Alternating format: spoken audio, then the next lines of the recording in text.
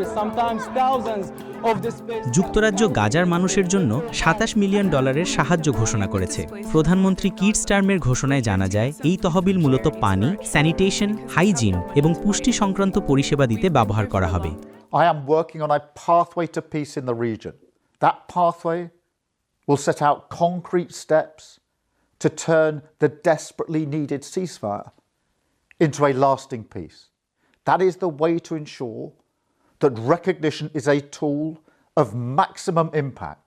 UNICEF, world food programme এবং Norwegian refugee কাউন্সিলের মতো বিশ্বস্ত সংস্থার মাধ্যমে সাহায্যটি পৌঁছে দেওয়া হবে, যাতে তা সঠিকভাবে প্রয়োজন মতো মানুষের কাছে পৌঁছায়। এই সহায়তার মূল উদ্দেশ্য হল সবচেয়ে দুর্বল পরিবারগুলোকে দুর্ভিক্ষ, পুষ্টিহীনতা এবং রোগের হাত থেকে রক্ষা করা। পরিষ্কার পানি, স্বাস্থ্যকর খাবার এবং স্যানিটেশন পরিষেবা প্রদানের মাধ্যমে যুক্তরাজ্য আশা করছে যে গাজার মানুষ কঠিন পরিস্থিতিতেও সুস্থ ও নিরাপদ থাকতে পারবে। প্রধানমন্ত্রী স্টারমার জানিয়েছেন, এই সাহায্য কেবল তাৎক্ষণিক সমাধান নয়, বরং দীর্ঘমেয়াদী উন্নয়নের অংশ।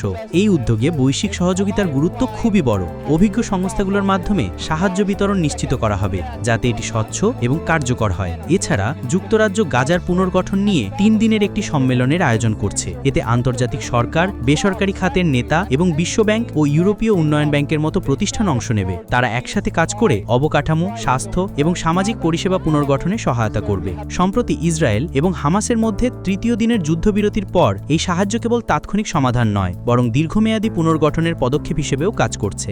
আর্থিক সহায়তা ও পুনর্গঠন পরিকল্পনা একসাথে করে যুক্তরাজ্য গাজার মানুষদের জন্য উজ্জ্বল ভবিষ্যৎ গড়ার সুযোগ তৈরি করছে। এটি কমিউনিটিকে শক্তিশালী করবে এবং স্থানীয় উদ্যোগকে এগিয়ে নিয়ে যাবে। যুক্তরাজ্য ফিলিস্তিনের প্রতি ধারাবাহিকভাবে সহায়তা জানিয়ে আসছে। চলতি অর্থবছরে ইতিমধ্যেই 74 মিলিয়ন পাউন্ড সহায়তা প্রদান করেছে। গত মাসে ফিলিস্তিনকে রাষ্ট্র হিসেবে স্বীকৃতি দেওয়ায় তাদের প্রতিশ্রুতি আরও দৃঢ় হয়েছে। প্রধানমন্ত্রী স্টারমারের এই পদক্ষেপ দেখায় যে ছোট ছোট সাহায্য বড় পরিবর্তন আনতে পারে এবং গাজার মানুষের জন্য আশা ও সুযোগ সৃষ্টি করতে পারে। আন্তর্জাতিক সহযোগিতা, আর্থিক সহায়তা ও পুনর্গঠন পরিকল্পনার মাধ্যমে গাজা নতুন আশা দেখতে পারবে। এই সাহায্য শুধু জরুরি চাহিদা পূরণ নয়, এটি ভবিষ্যৎ গড়া, কমিউনিটি শক্তিশালী করা এবং বিশ্ববাসীকে একসাথে কাজ করার প্রেরণা যোগাবে। কঠিন সময়েও যুক্তরাজ্যের সহায়তা প্রমাণ করে যে সহানুভূতি, সহযোগিতা এবং সংকল্প দিয়ে স্থায়ী পরিবর্তন আনা সম্ভব।